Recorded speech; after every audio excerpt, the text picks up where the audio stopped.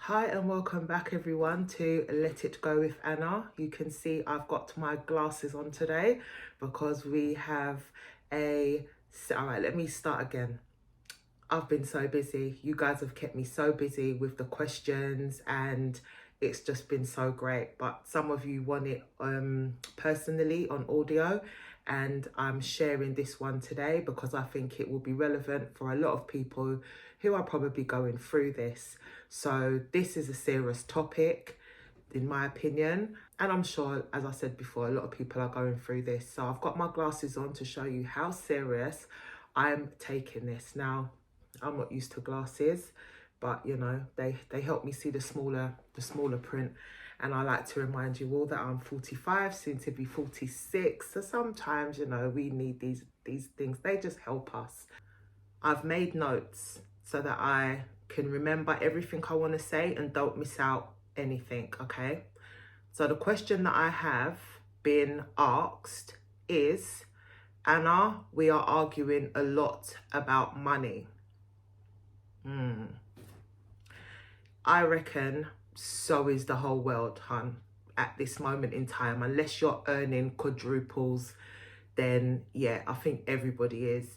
So I'm going to give a breakdown of some of the issues, why this could be happening, and some solutions, because you know I like to give you guys options and solutions and another perspective and a way to maybe think about it and deal with it, okay? Now, wherever in the world you are, we all have a price increase on everything: shopping, energy bills, you know, things to do with our children, our personal lives, cars. Everything has gone up, okay? Cost of living, we call it in the UK, right? And even though for some people who earn well, and then for some who may be on welfare or benefits or a low income, you know, you just might be one person, don't have children. So for you, it's going to be a lot harder. Now, there is a massive frustration around this. We are frustrated towards the government, towards price increase. We're frustrated just because how our lifestyles were, they're not like that anymore. Maybe we can't afford to do the things we used to do. Maybe we're having to, well, once the important bills are paid, we don't have a lot for social or just to, you know, enjoy yourself and feel like you are actually working for something. So that causes frustration and it causes arguments, because now you have a shift in finances, and unless the shift is a rise or an increase in pay, when it's a decline or a lower amount that you have to spend, then it becomes frustrating. And I know the feeling. I've been there. You know, this is why I have my DIY channel for hacks. So the things I would spend my money on, I don't anymore. I improve and transform. So that's just even another way to have yourself a little bit more cash flow, okay?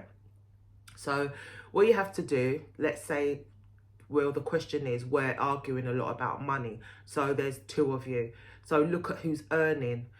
If you're both earning, then my advice would be to assign responsibilities to each of you, who will pay for what out of each other's wages or paycheck, right? Now, how to do this is you look at your incomings and your outgoings, and you make a choice, a decision on who will pay for this every month on their direct debit and who will pay for that every month on their direct debit. Because I always say two hands, money pots, heads are better than one. So you've got two different incomes coming into the one household, you're already in a win-win situation. And if you're not both earning and only one of you is, then the other one, you better have that house spick and span. You better have that car cleaned. You better be able to do the things, the practical things that help lessen and lighten the load. Because if one is earning and one is not, straight away, that's going to cause craziness, frustration, anger, upset.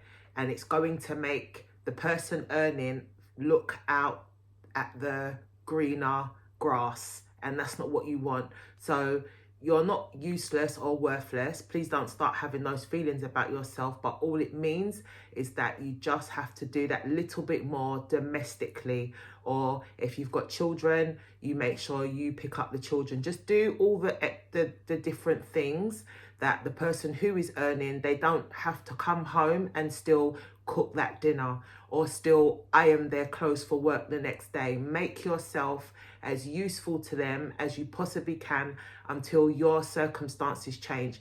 And if you want them to change, they will. I mean, what I'm going to speak about next is going to enlighten you on how to tap into your natural talents, and maybe you will become an entrepreneur from not working. Maybe you're not designed to work for anyone.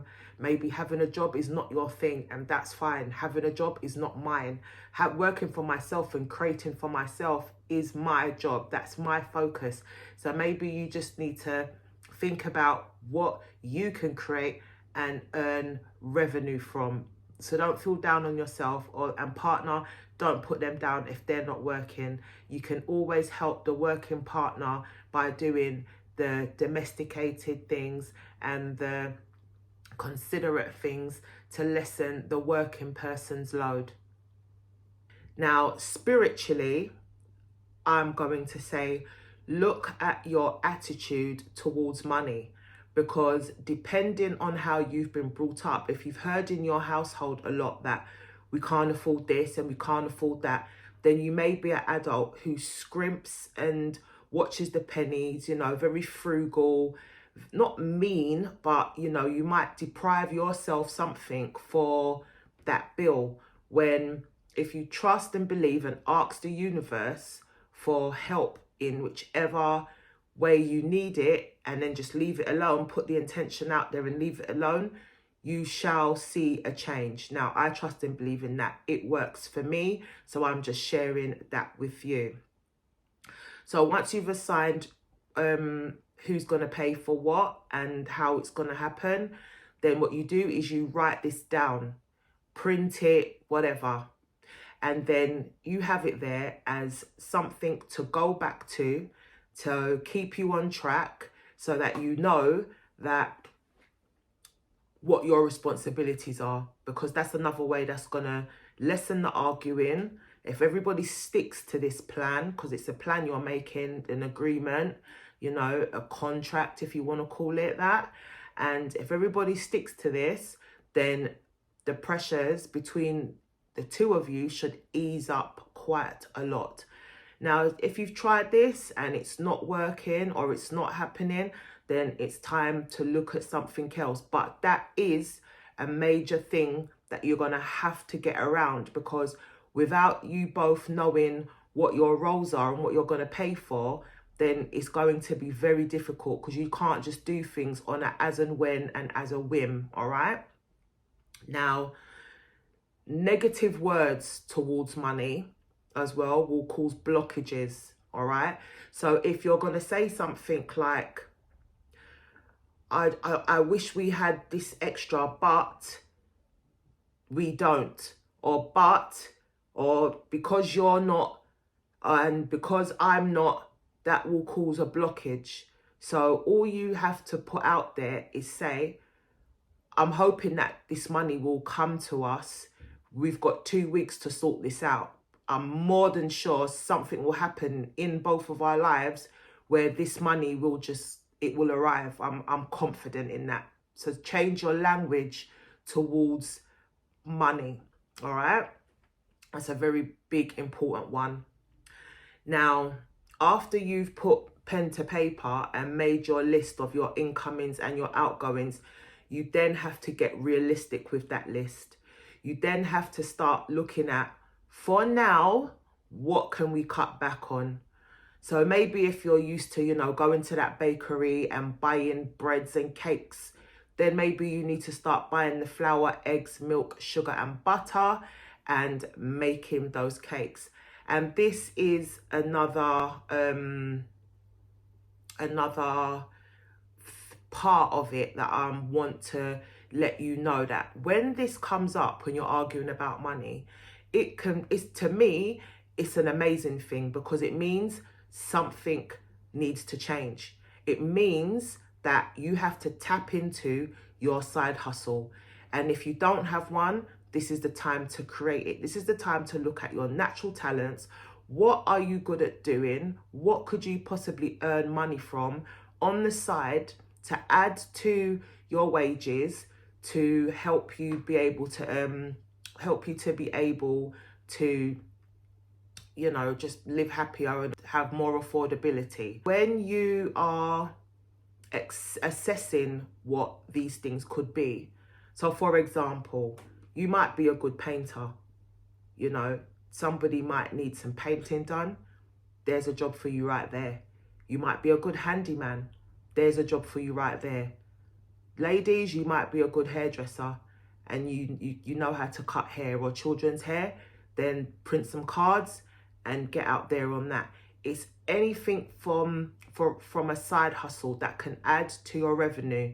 So look at the money decrease or the arguing as a good thing. It's now time to tap into your natural talents and make money from that. Okay, so going back to my notes, in everything that you're doing, right, even in your arguing, try to be respectful, because you don't want any one of you to feel less of a person, because money can do that. Money arguments you can cross boundaries. You can go too far. You can insult each other's self-worth. You can make each other feel inadequate, like you're not a good provider. You can start comparing, which I do not want you to go down that road. Do not compare your financial status with anybody else you may know, because you don't know what they're doing to achieve their additional funds, okay? So no comparing, please. To keep it respectful and communicate.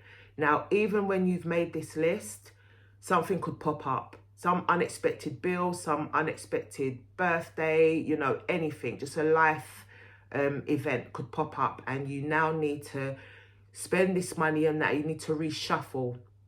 So when the reshuffling time comes, you go to each other, you sit down, you say, "Hun, darling, we've got to reshuffle, because this has just come through the door, this bill, or this event's just popped up, or this is something and we have to deal with it. What can we do?" Because once both of you know where the other stands, you can come up with a solution together, and both of you are in the know. It's not like one of you have done this and the other doesn't know and thinks that extra £50 is in the pot, but you've spent it. That will cause another argument, and then it's going to go into another area of trust, and you don't do what you say, and then it's going to be another breakdown of communication, because you're not keeping your partner informed or up to date with what's recently happened. Okay, an old school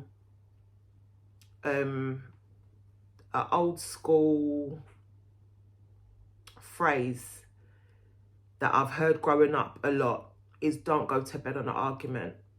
So try not to go to bed, and not just in this money area, on every area. Try not to go to bed on this argument, because you're just going to wake up tomorrow and carry on, and then you're going to end up playing avoidance, and you're not going to want to be in that room with that person or communicate with that person, and that's sour.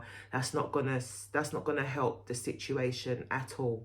So try to talk and work things out before you go to bed, so that you can wake up the next day bubbling with fresh ideas and new strategies and new ways to help each other. Because remember, you're in this together, you're helping each other. One shouldn't be doing more than the other, but if one does have more ideas than the other be more practical in executing it. So just try to find the balance. If one of you is better than coming up with ideas and the other one isn't, but you try to pull your weight 50-50 as best as you can so that you both feel supported, because nobody likes to feel like they're in this, like there's two of you but only one is doing all the work. Nobody likes that feeling. Now, it might be tempting, all right, but don't take out any credit. Don't start borrowing or doing anything like this, because it's a test of your relationship. It's a test of how you can come up with solutions on your own. And it's also good for you to know that you can pull yourselves out of a hole. You haven't got to outsource your power to this credit card or this loan shark company or this borrowing institution, because they're going to want their money back and some. So avoid that road if you possibly can, okay? How you deal with this and you see that, oh my gosh, this has worked, this is also good testament that if this issue or in another area issue should come up, you can work together in the way that you have in this dilemma to be successful again in finding a solution. So you remember what you done. You remember that you communicated. You remember that you put pen to paper. You remembered how you solved this problem, and you do it again and again and again for whatever topics, issues may arise, okay? So that is why I'm really wanting you to go within and find and tap into your talents and try to make money from that, so that you're not outsourcing your power.